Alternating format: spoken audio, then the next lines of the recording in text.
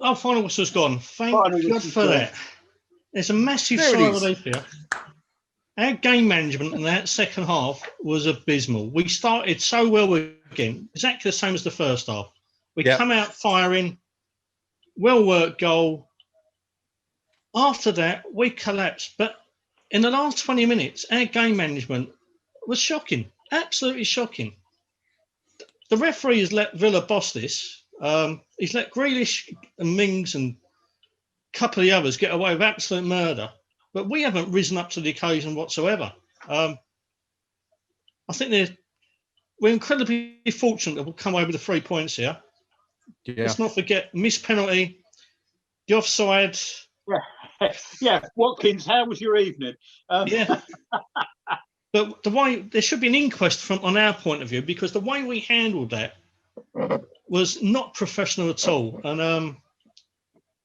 I'm delighted we got the 3 points, but we got to consider ourselves incredibly lucky. Incredibly lucky. It's 3 consecutive Premier League wins for West Ham United, beating Fulham by the odd goal, beating Sheffield United by the odd goal, and doing exactly the same again tonight. Gnome, Pink Palermo, you guys called it 2-1. There it is. Absolutely spot on, gentlemen. Well done. West Ham, can we say it now, Gnome? Can we say it? West Ham, a fifth in the Premier League. What about that? What's your summary, Gnome? What do you make of it? Bang on the final whistle. 4 points off top, actually. Yeah, whisper it. Amazing. What's your assessment, buddy? We rode our luck. VAR came to our rescue. Although it was, we talked about the referee. It was absolutely shocking. I mean, the one good thing is that Trezeguet, as he went down, caught an accidental boot, which was what resulted in all the blood. The blood wasn't a result of any foul that was perpetrated on him. He just caught an accidental boot. And the fact is that, if anybody's going to dive, I'm glad if they end up with a face full of blood, because it's their own fault. 1 point behind Leicester, 4 behind Liverpool and Tottenham at the top. Long may it continue. We've had a bit of luck. I'd suggest we didn't get an awful lot of luck last season, so we're due some. And I'm happy with the points, not necessarily with the performance, but I'll take that just for once. Just for once. Good to hear. Good stuff. West Ham United 2, Aston Villa 1. Pinky, you said right at the top of the show, you didn't see Villa scoring 2 goals tonight. That's exactly how it's transpired. Your immediate thoughts upon what we've just seen there?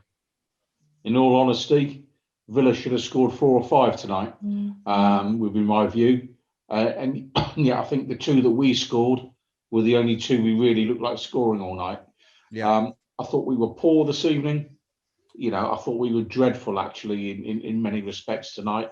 I think the manager went with what many of us thought was the right starting 11, but clearly wasn't, because Antonio wasn't fit. We could all see that.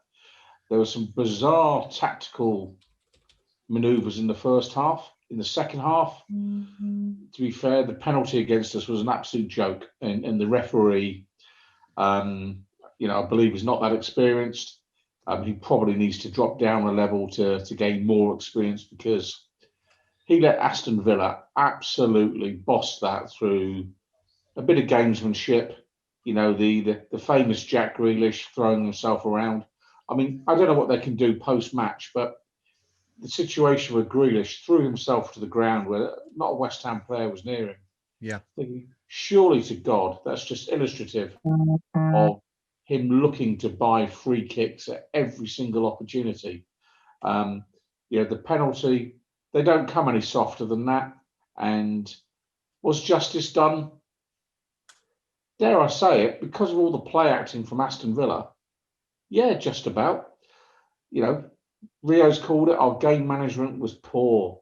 I mean, we're letting a team with a player who as Gordon pointed out, likes to run at people, has got fairly quick feet, far too near our box for far too long.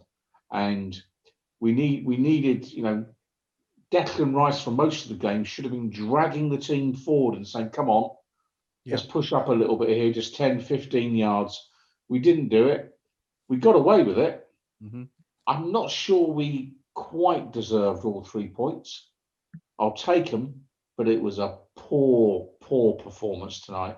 It really was. It's the worst we've played since the Newcastle game, no question. Diabolical, actually. In fact, I'd probably want my money back. I'd want my money back. I might actually phone the club tomorrow. So I'll have the admission back. Well, it's as Steve Page says on the YouTube chat, winning ugly. That will do, and we certainly did win ugly tonight. I don't think there's any doubt about that. Angelo Ogbonna opening the scoring after just 2 minutes with a header from a corner after losing his marker. But Jack Grealish equalising for Villa on 25 minutes with an effort that took a huge deflection, as Rio spotted straight away from Angelo Ogbonna, sending the ball into the opposite corner. West Ham brought on 2 subs at half-time, Haller and Ben Rama, coming on for Masuaku and Antonio, and that paid dividends within just 28 seconds of the second half, when Ben Rama sent the ball to the back post for Bowen, who lofted a cheeky header into the back of the net to score what was ultimately the winning goal, although Villa, of course, so close to equalising right at the death there in the second minute of added on time. Ollie Watkins, a former teammate, of course, of Ben Rama's at Brentford, where they both played together last season, putting the ball in the net, only to see VAR decide that the ball, that the player was ahead of the defender, and the goal was cancelled out. So West Ham win 2-1. Some match stats for you before we continue with the rest of the post-match discussion. Possession, West Ham 35%. To Villa 65, it seems incredibly low. Shots, West Ham 6 shots with 2 on target, both of course ending up in the back of the net. What about this? Aston Villa 16 shots with 6 on target. Corners 3 to West Ham, 7 to Villa. West Ham committing 20 fouls to Aston Villa's 7. Now, Gnome, if that doesn't sum up what we saw on Haller alone. if that doesn't sum up what we saw from referee Peter Banks tonight, then nothing does it really? But let's have a quick chat about the officials. Pinky's called it, but you know, it was a very, very strange performance from Mr. Banks tonight, and you know, as you pointed out several times, Sebastian Haller was getting pulled left, right, and centre. We thought we should have had a penalty. Again, harking back to that 55th minute chance for West Ham when Tyrone Mings just climbed over Haller, set him to the deck. I think it was a penalty. Certainly in light of what we saw the one eventually given for. But you know, I guess we're not expecting to see Mr. Banks back in the Premier League particularly soon. No, I don't know. He'll probably be defended. He'll probably get a good mark from somebody, and they'll say it's character building for him. Why? Well, why not send him up to Anfield? Let him build his character up there. See what happens then. But of course, we don't get to pick our officials like they do. So no, the bloke is a rookie. Yeah, everyone's got to learn, but that was a poor performance. It was inconsistent. He gives something 1 minute, something not the next. The Grealish dive was. I don't know who should be more embarrassed, Grealish or the referee, because he had a good view. You know, but this is the one that Fornells was booked for. You're referring to, presumably.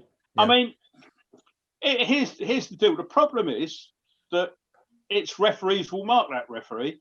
The referee, the organisation that runs referee, will mark him. And if they say if they give him a decent mark, then they'll go back and they'll say, "But look what good marks our referees get."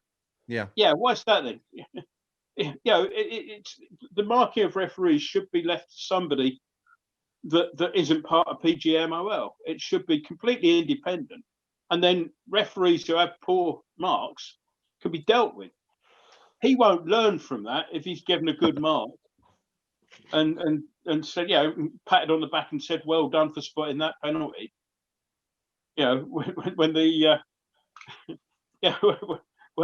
Haller's shirt is all bent out of shape, Yeah.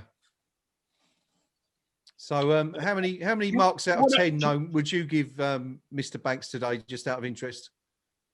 3. He got the right kit on. Remember to bring his whistle, and you remember to bring the match ball on. That's about it.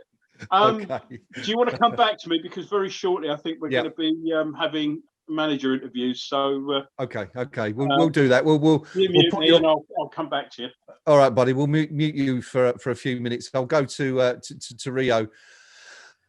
Once again, 97 minutes and 51 seconds when that final whistle eventually went, Rio, but it seemed a lot longer than 8 minutes added on, didn't it, at the end there?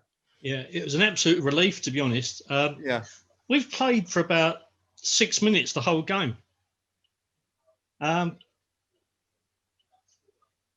for a victory, it was incredibly turgid performance-wise, wasn't it? It's the kind of game we normally turn up to, walk away after losing 3 or 4-0, vowing never to go again. But it wasn't a game of football in the end, was it? It was an absolute shambles.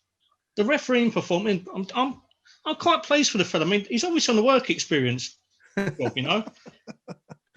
There's no way that man can be a qualified referee. Having watched that, it was an absolute shambles. The use of the Etch-a-Sketch at the end, get Stockley Park getting their 5 minutes of fame, and good old Stuart Atwell. Yeah, no. Again, the last man in the world you want at the end of one of them Rolf Heresy type things where you're drawing is someone who's so inept that no wonder it took so bloody long. Now you mention it, Stuart Atwell. No wonder it took 3 minutes to sort that out. Jeez, it was. We didn't play well. We've got out of jail there. Do you agree with what Pinky said, that Pinky said he felt that was our weakest performance since the opening day of the season? Would you go along with that? Yeah, very much so. Yeah. I mean, from our playing point of view, I can take very few positives. Obviously, we scored early in each half. Yeah. That's a good sign. But after we scored, we offered nothing. The second half, we let ourselves get bullied in a way. We let their gamesmanship affect the way that we were playing. I think that's a really... Sorry, go on, buddy. No, I was just going to say I agree with you. I think that's a really valid point. I think I mentioned it towards the end of the game where we just seemed to gift Jack Grealish as much space as he wanted, because we just will kind of look like we're of that mindset that if we were to so much as breathe near him, that the referee was going to award a foul. And, you know, it's unbelievable. But we weren't challenging. Sorry, buddy. We barely strung 3 or 4 passes together after, I think it was because I actually thought in the second half, the goal was quality, really well worked move. Hilaire got kind of assaulted 3 times. One should have been a penalty. After that, he kind of lost the effectiveness. Yeah. But we just didn't string 3 or 4 passes. We didn't get our foot on the ball. We didn't control the game. We let them dictate the play. Yeah. And every time we did try to make attempts to kind of stop them, they were going down so easily. It was unreal. And it did affect us, you know. Very much. And also, interestingly, perhaps, I mean, Pinky pointed out in the first half that Rice and Souček were quite ineffective when we spoke about it at half-time. And I think that was pretty much the case for the entire game, wasn't it? I think Rice's biggest contribution was giving away the penalty. It was, you know, like a completely different performance to that one at Sheffield last week, where he was fantastic. Another person, though, just wanted to point out, Ben Rama changed the game in our favour within 30 seconds of coming on, but I think he did another thing, did he, for the rest of the half? Just as involved as little as Antonio was really in that first half. Dangerous in both halves of the pitch. He certainly did. Yeah. You know, whereby you'd be looking at that and you'd be going, if you're David Moyes, I mean, clearly he's a David Sullivan signing, and if you're David Moyes, you'd be going, I can't risk him. I can't risk him week in, week out. You know, you just look at the space that the Villa were able to exploit when he came on, and he's not a player that's going to put any kind of defensive effort or application. So he's the kind of player that you'll bring on to change a game when you're 5-0 up. You know, is how I describe Ben Rama. The big worry for me tonight. was, we've got him on screen there at the minute, you know, Declan Rice. He's a top draw player, don't misunderstand me. But I'm you know, Crouchy called it early doors tonight on the forum. Yeah. We've got him and Souček there, and yet Villa are able just to pour upfield right through the middle. And what I didn't see from Declan tonight was his kind of like trademark interceptions that he's normally really outstanding at. Didn't see that. And I don't know whether that's orders from the manager or to play a bit differently tonight, but he wasn't at his normal, very high standard this evening. Yeah. And that's a worry to me.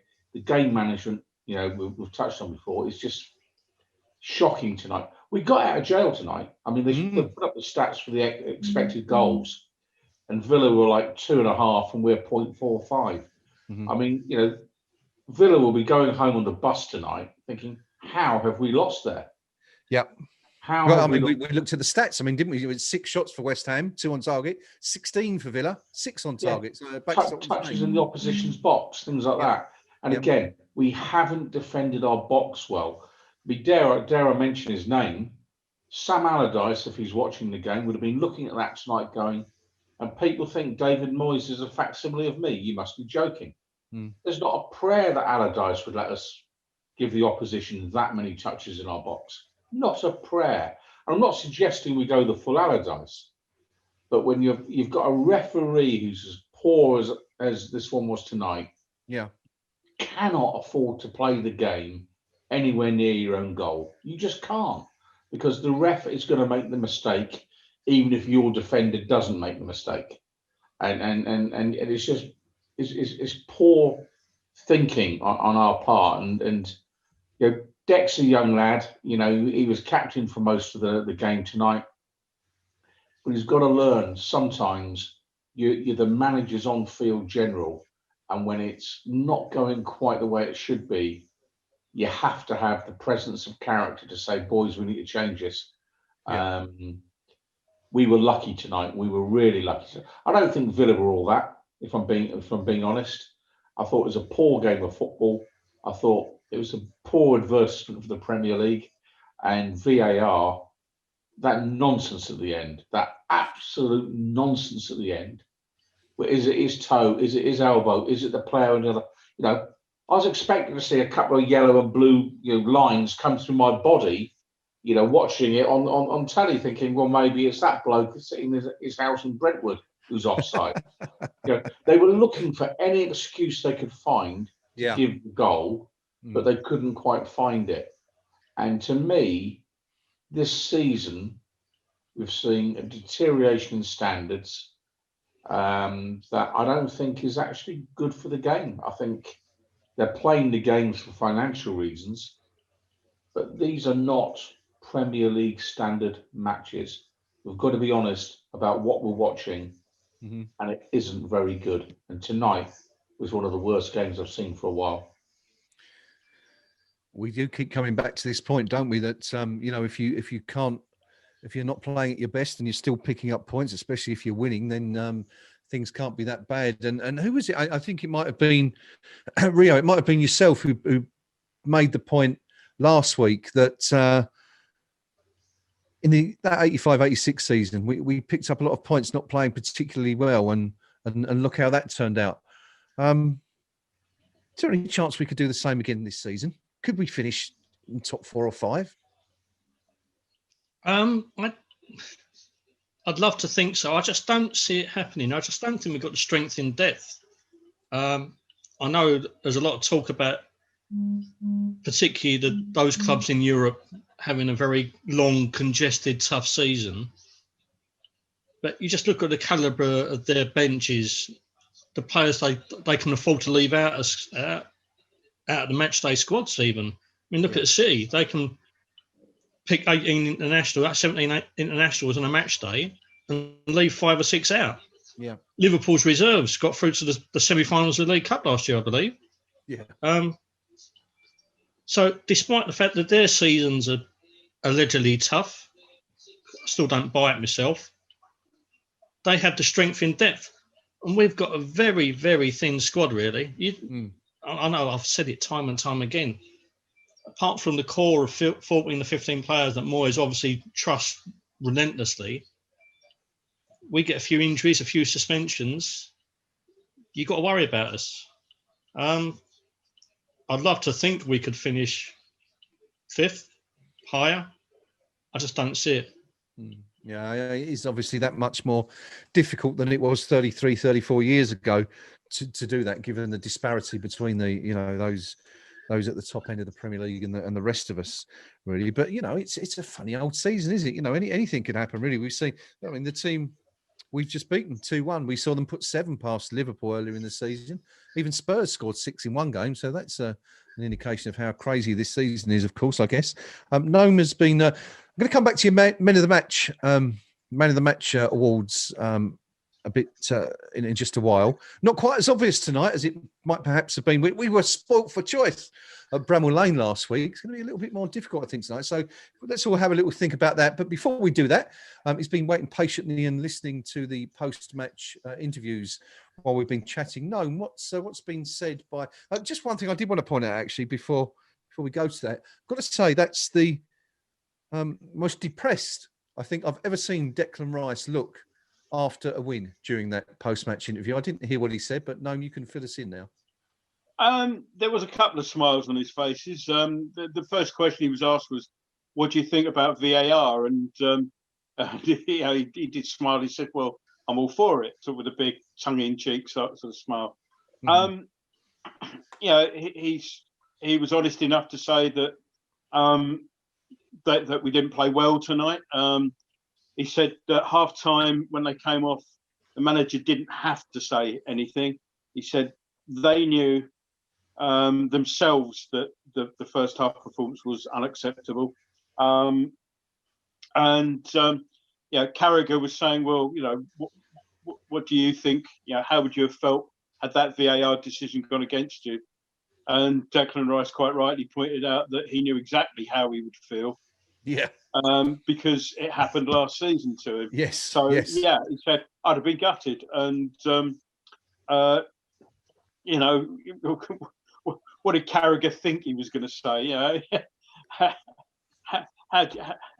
How would you feel if you just lost the game because VAR said you were a hair's breadth offside? Well, I'd be over the moon, wouldn't I, Brian? Yeah, silly question. Silly question.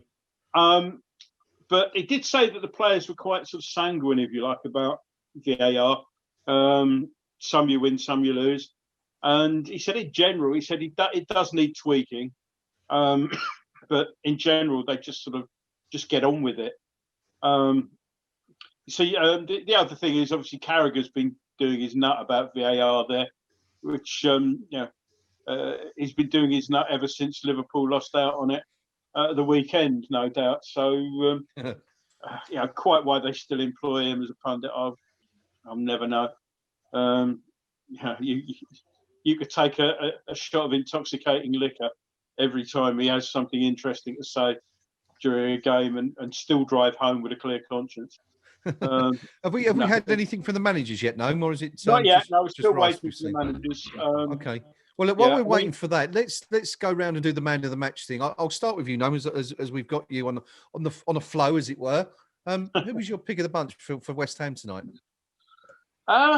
Difficult to say. I think Bonner, by and large, did well, and Fabianski made a couple of good saves, I think. But it was difficult to say, really, because nobody played particularly well. I think Bonner probably. Yeah. For me. Okay, good stuff. Pinky, let me come to you on that one. Your man of the match tonight. Who did you think was just about the best? Fabianski, no question. I don't think any of our outfield players played well tonight, if I'm being honest. Yeah. And I think Fabianski did enough this evening to pull off a couple of decent saves, one or two very good saves. Yeah. And ultimately that proved the difference for me. But a night that by this time tomorrow, I've forgotten anything about this game. That's how poor it was. I mean, I've got Gary Neville on the telly here now, and he's got the look of a man that's going, what can I say about what I've just watched? And I don't know what he's actually saying, but he's clearly... I've got the subtitles on, and he's just talking about VAR, and he said the things that need changing, the handball and the offside, are the two things that need changing with VAR. So he's not talking about the football really. He's talking about VAR. Yeah, I mean, those two players in the studio there will be looking at that, going, "What have we just watched?" And it was a dreadful game. I mean, we've got to be honest. You know, we've got 3 points, but actually, even though we won tonight, it's probably only worth a point and a bit. There should be something on the league table where you can get a point and a bit, because you haven't really played well enough to get 3 points. You know, it was shocking, and or you have your points chosen, and in brackets another points total with an asterisk to denote the terrible ones. Okay, Fabianski for you then, Pinky. Yeah. Sorry, buddy, were you going to add something? Did you have something else you wanted to point out? No, I'm just going to rant for the next fortnight about what a poor game it was. Okay. I mean, as we approach the end of the season, I think we'll probably see Villa nearer the bottom 6 than the top 6. I don't see us anywhere near the top 6, if I'm being honest. Okay. I said 8th last week. I'm not going to improve on that this evening, certainly not tonight's showing. And the concern, I've said it before about Declan Rice. 2 players tonight have played for England in recent weeks, Jack Grealish and Declan Rice. Yeah. And I have to be honest, if I was Gareth Southgate, I wouldn't be picking Grealish anytime soon because of his behaviour. Mm-hmm. You know, the way he threw himself to the ground there this evening. Yeah. Full England international. In the week in which we've seen, sadly, the news of Diego Maradona passing away, and many in the English game getting on the high horse about what a cheat he is, and so on and so forth. Well, Jack Grealish there tonight, if that's not cheating, the way he was throwing himself to the ground on that specific occasion when he had no one near him, what is it? If it's not cheating, what is it? Yeah. And, you know, I think we really need to start looking at this and saying, this is now turning into a cancer on the game, whereby, whether it's in the box or outside of it, players who are trying through outrageous gamesmanship, trying to win games, it's gone beyond professionalism. It's downright cheating, and Grealish tonight is a disgrace. And I don't think Declan tonight enhanced his reputation too much. I don't know what was up with him tonight. Wasn't at his normal high standard. And if Southgate was picking an England squad right now, neither of those 2 players have enhanced their reputations tonight for completely different reasons. Would you advocate retrospective punishments for things like that? Yes, I would in the case of Grealish, because what you're doing there, if with a ref as bad as we had tonight, there's a chance that the ref might just reach into his pocket, give a red card to somebody, you know, and it's not right, you know, and without getting too moralistic, this is the professional game. Yeah. Kids are watching that tonight, and it's like, yeah, there'll be young Aston Villa fans looking at that. Grealish will clearly be their hero. Yeah. And that's how he's behaving. You know, you could just imagine, I don't know, Billy Bonds watching that at home, just chucking a mug of tea through the screen, going, "I'm not watching this rubbish anymore." Yeah. You can't have it, and the FA really do need to look at that, and his manager needs to have a word. Yeah. Back in the day, Brian Clough, you know, if a player was booked for dissent, he would fine them because he said, you know, that you just can't control yourself. What action is Smith going to take against Grealish? Is Grealish bigger than Aston Villa? What he's done there tonight was embarrassing. It's embarrassing. And he's a player I quite like, but he's done himself no favours at all there. Really poor form. That's the problem, though, isn't it? I mean, as we saw with Klopp recently, with Salah following the penalty decision up there, the managers just back their players. There is no morals in the game anymore. You know, the days of someone like Clough doing what, you know, I think all of us would argue is the right thing are long gone there, aren't they? That's the problem. Yeah, and you know, you just imagine. I mean, who was it? Was it Chico Flores? Was that Allardyce laughed at that time? Was it? And you think, you know, if Allardyce had been on the touchline tonight, what would he have made of the Grealish antics? And the tragedy is Grealish doesn't need to do that. Yeah. He's a good footballer. Mm-hmm. He was the best player on the field tonight of the 22. Yeah. And he embarrasses himself with that. Mm-hmm. Okay. Shameful. Indeed. I don't think any of us would disagree. It was appalling gamesmanship, and unfortunately, with the way the rules are at the moment, it will go unpunished, and players will continue to do it until such time as those rules are changed. I'm going to come back quickly to the man of the match award. Rio has been thinking about it, pondering his decision over the last few minutes. What conclusion have you reached, Rio? Who's your man of the match? I'm in complete agreement with Pinky. It cannot be one of our outfield players because not one of them showed up, really. We've won 2-1. And we've been, by and large, bloody awful. So Fabianski gets it by default, really. Made a great save from the free kick. Pretty much solid. Other than that, there's no one else, unless you want to take the kind of the comedy element and go for Fornells, who obviously is channeled following the demise of Dave Prowse yesterday, which I'm very much, as a massive Star Wars fan, very much gutted by. He channeled his inner force and managed to force move Grealish to the ground on numerous occasions. But yeah, it can't be anyone else but Fabianski. Really can't. Yeah, I'm inclined to agree with you even before you said it. I had two players, and Fabianski being the obvious one. I think we haven't really spoken about it, but I think it was Trezeguet who should have scored, should have equalised around. I'm going through my copious notes here and can't quite find the entry, but it was around the 60th minute, around the hour mark, when I think the ball came in low from the left, and it was Trezeguet, wasn't it, who had the simple chance to score, and Fabianski was diving to his left and put his hand up the other way and managed to palm it away, and it was a match-winning save ultimately. Made a couple of other decent saves, but was terrific, and it's great. I'm really pleased to see Fabianski back to his very best, and I think he was tonight. So a key player and a clear. The only outfield player that I would stand up for consideration, and it really wasn't. He didn't do enough to justify a man of the match award, and only played for half of it. But I thought Hilaire looked really interested again, and Rio, I think you made the point in the first half that.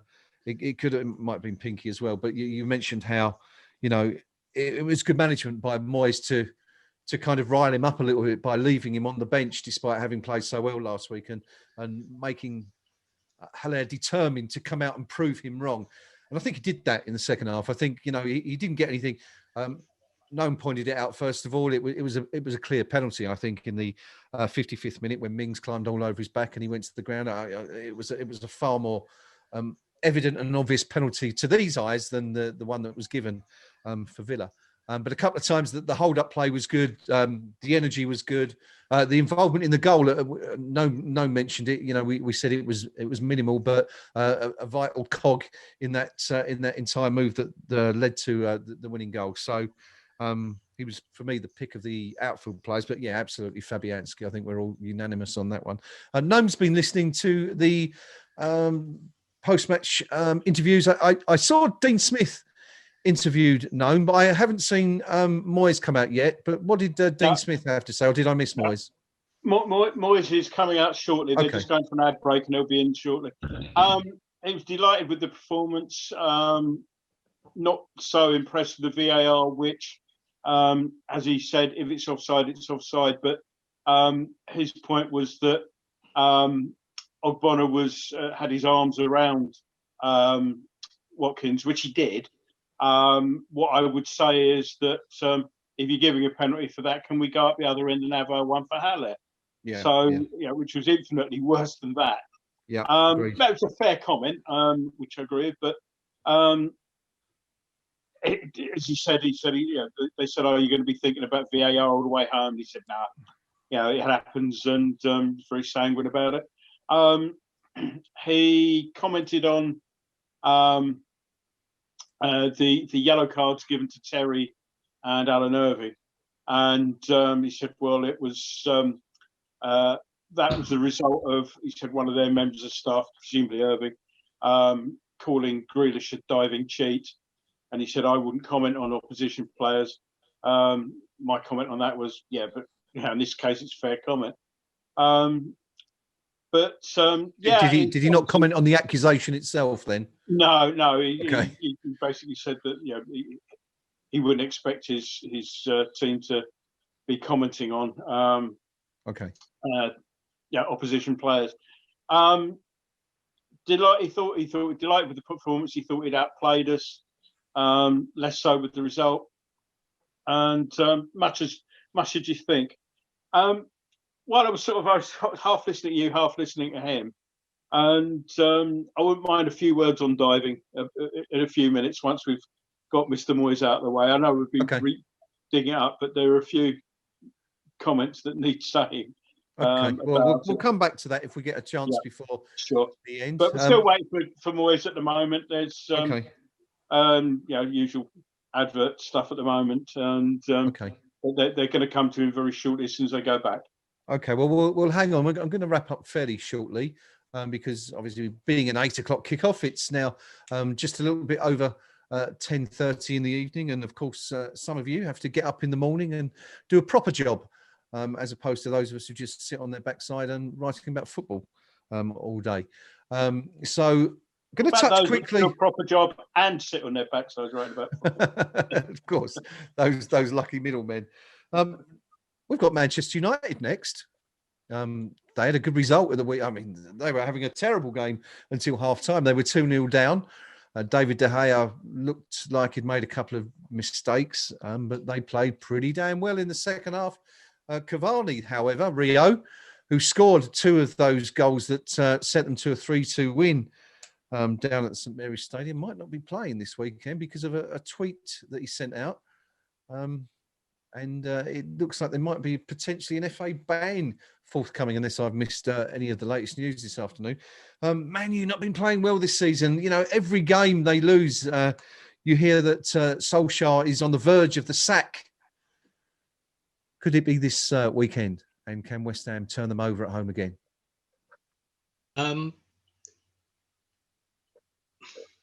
Yeah. No, times 2. We've won the last 3 games on the bounce against sides that we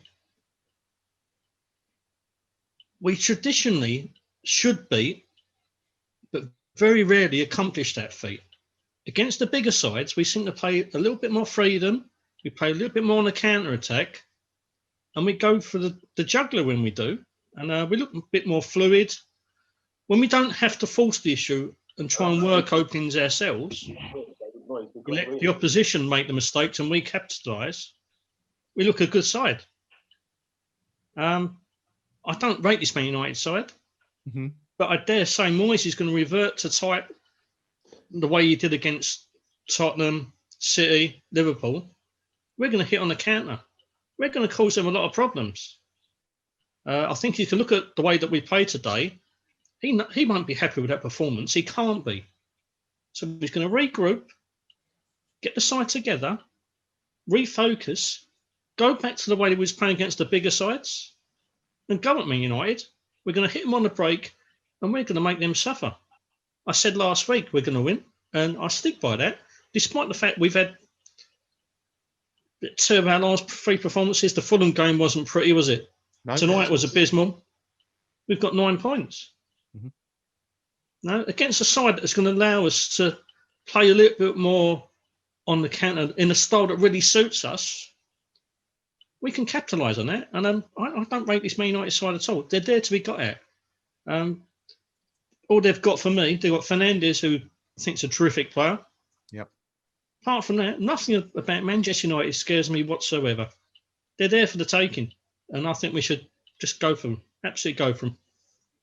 Thank you, Rio. Mr. Palermo, 4 wins in a row for West Ham next weekend? No, not for my money. I wouldn't say I'd settle for a point, but I think a point is probably the most likely outcome of the weekend.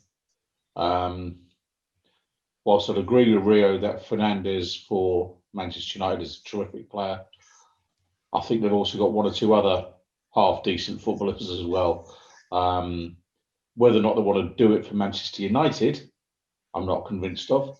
But looking at our own team, I think we'd have to be a huge amount better than we were this evening to come away with all 3 points at the weekend.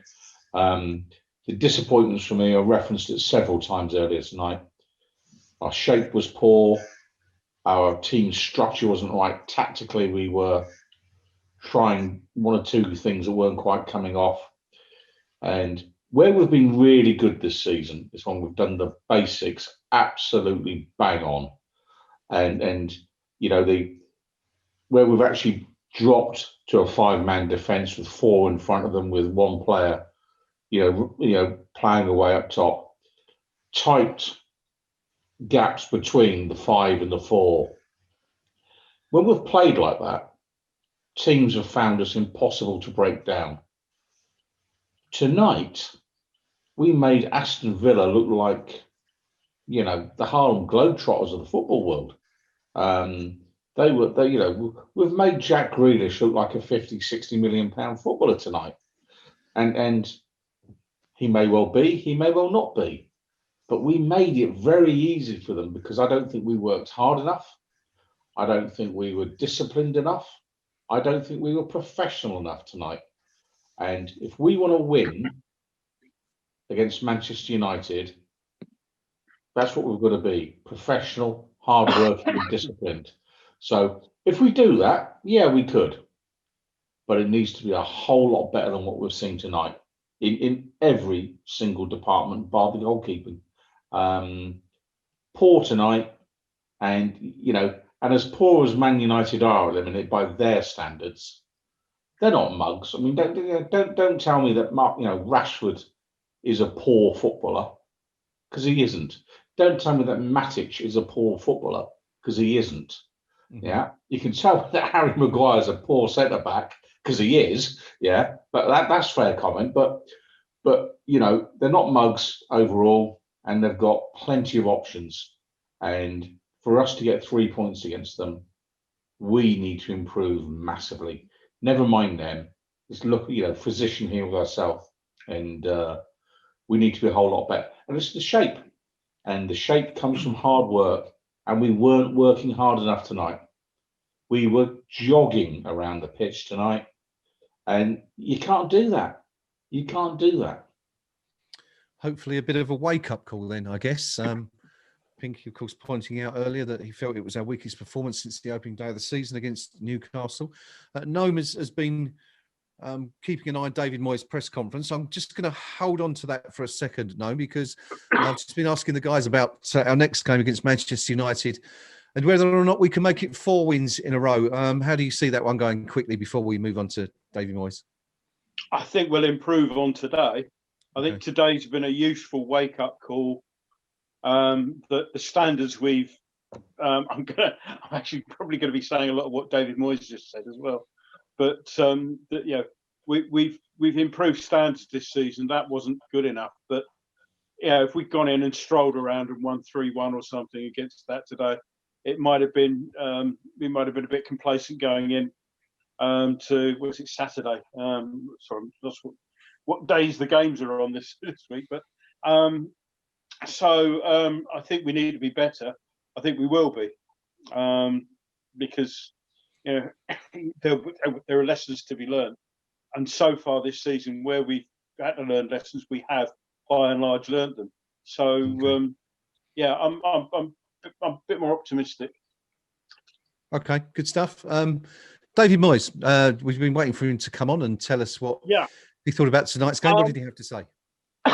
Well, firstly, agreed with us. It was poor. It wasn't good enough.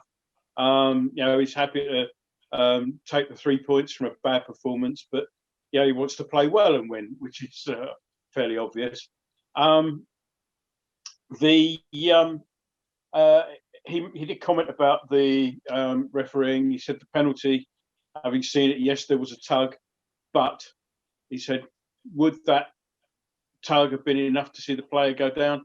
He wants to see referees toughen up and not give everything just because there's the slightest bit of contact, which is something that, well, maybe I'll save it for next time. We're having a chat about things, but he's happy with the result. He thought the VAR thing took far too long, 2.5 minutes. Yeah. And so he said, he's happy for him to get it right, but really he said he had one glance at it and thought it was offside. So quite what they were doing back at Stockley Park, well, who knows? As regards to the season so far, he's very pleased.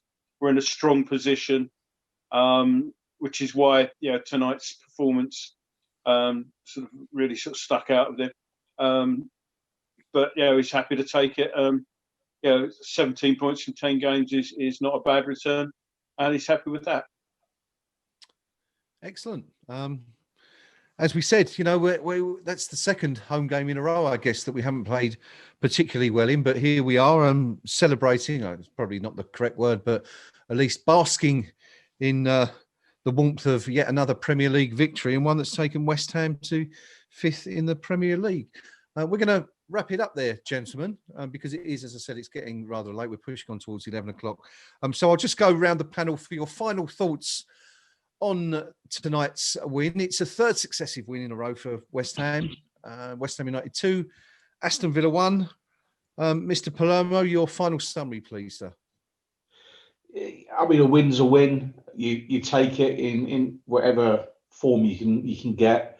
But I'm not fooled by what I've seen tonight. The 3 points aren't blinding me to a poor performance. I don't think it was a particularly good game of football tonight. I think it was poorly officiated. And yet, yes, we sit in 5th place tonight, and again, I'll take it. But just looking at that league, this is a league where an awful lot of teams will accrue quite a few points, because there's 3 or 4 teams down the bottom of the table who are absolutely woeful. And so it's almost a bit of a false table at the minute. Dare I say it, any 3 of the bottom 7 could go down. I say that just so I can drag Arsenal into it, just for shits and giggles. And how poor were they yesterday? So, I don't think it's a great league this year, for fairly obvious reasons. I'm sticking on my prediction of 8th overall, but tonight you file it under. Yeah, we got the win, but it's a game to forget. Okay, thank you very much, and thank you for your company and input all night, Pinky. Rio, your final thoughts of the evening on that one. West Ham United 2, Aston Villa 1. 3 points is 3 points, but that was an abysmal performance. And we've really got to look at that, the way that we played, the way we managed the game, and take stock of how badly we did. The amount of times that we played well and lost, though, you kind of take these games. You got to look at the plus points. 3 points is 3 points. The only thing I'd like to mention on top of that is that I think Sky Sports have got to take a look at themselves as well. I think the commentary from Alan Smith and Martin Tyler was pretty shocking, not befitting their standing in the game. I think the post-match debate, what I saw of it in the background while I was concentrating on both this and that, there was a rather lengthy debate by 2 experienced ex-England internationals in Gary Neville and Jamie Carragher about the merits of VAR. I didn't see one mention of the disgraceful antics by Jack Grealish, which has pretty much embarrassed the whole Premier League, really. He took it to another level tonight. Yet it's been brushed under the carpet, and I'd love to know why. That's one of England's bright young talents. He's an amazing footballer when he actually plays football. What he did tonight has embarrassed himself and embarrassed the Premier League. And Sky have once again not seen fit to draw attention to that, which I find rather incredible. Going back to us, 3 points in the bag, winning ugly. It's not pretty, but I'll take it.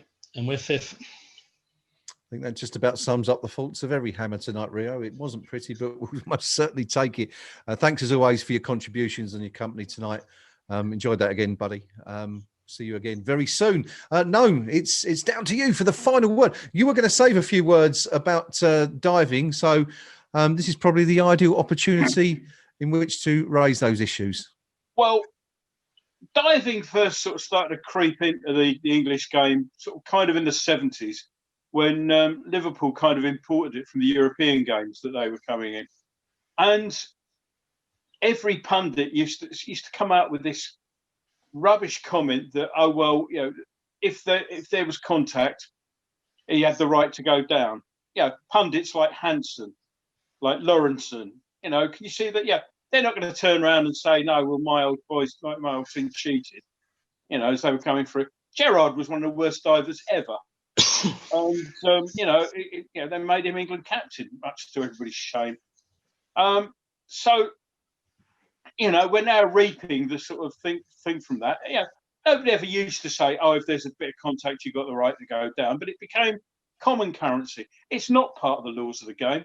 Never has been, never ought to be, never should be. But this is where we are now. Because of people having defended it in the past, well, okay, what's source for them, source for us? Everybody does it now. And I'm with Moyes is right. I'd like to see referees toughen up and not give penalties. I mean, Liverpool are up in arms. Well, you tell me the difference between that and Salah. The difference between that one on Saturday that they had and Salah was the guy at least sort of went down in roughly the same direction as any kick there was. Salah just threw himself completely in the wrong direction just to make sure, ref, look at this, it's cheating, pure and simple. And, we all know where it started and where it's come from. What I would say, on a brighter note, as we have these things, I've just had a message from my beloved who, as is her wont, sticks a quid or two on some of the various combinations of results. I haven't seen what bets she put. I think she had the correct score for 2-1. And I think she had that tied in with one or two other things. So she's 30 quid richer as a result of her wages with Mr. Winston, the turf accountant. So I'm not sure what my share of that will be for the forecast. That's a weekend in the Isle of Sheppey for you then, no doubt. What, 30 quid, 2 weekends, isn't it? In Sheppey. I'm thinking of splashing out if we can win another 5 or we'll go to Canvey. You might be able to go and see Millwall. yeah. So, but as everyone said, awful performance. 3 points. Well, this season alone, we've had good performance, no points in a couple of games. So, sod it, I'll have it. It's not great, but I'll take the points. I'll take 5th for the time being. I don't think we'll stay there, but I think 8th, as we said the other week when we were looking at this. I said 8th then, as did Pinky, I think, and I think that's probably where we'll end up. But no, but yeah, 2.5 cheers. Good stuff. No, as always, thank you, my friend, for your company and words again tonight. Thank you to all my panel on top form once again. And thank you also to all of you who joined us on the live stream throughout the evening. We as I said, we always enjoy reading your comments. And thank you for your company throughout. It's been ultimately, it's been a decent night for West Ham. We've won a 3rd successive Premier League game and one that's catapulted us up to 5th place in the Premier League. Heady days for the Hammers. And David Moyes says he wasn't particularly happy with the way we played, but as the panel have said here tonight, if you can play badly and win, then we'll certainly take that. West Ham are nearly halfway to survival in the Premier League this season. 17 points in the bag. What about that after just 10 games? Who would have thunk that at the start of the season? How far can we go? Well, we're going to find out very soon. Next week we face, or later this week perhaps, we face Manchester United to see if we can make it 4 in a row. Wouldn't that be something else? I'm going to leave you with my favourite comment of the night, and it's come from Raymond Deeble on the YouTube chat. And Raymond says, we were lucky tonight, but it was cold and damp. I think that just about sums up the evening, doesn't it? Come on, you Irons. Come on, you Irons.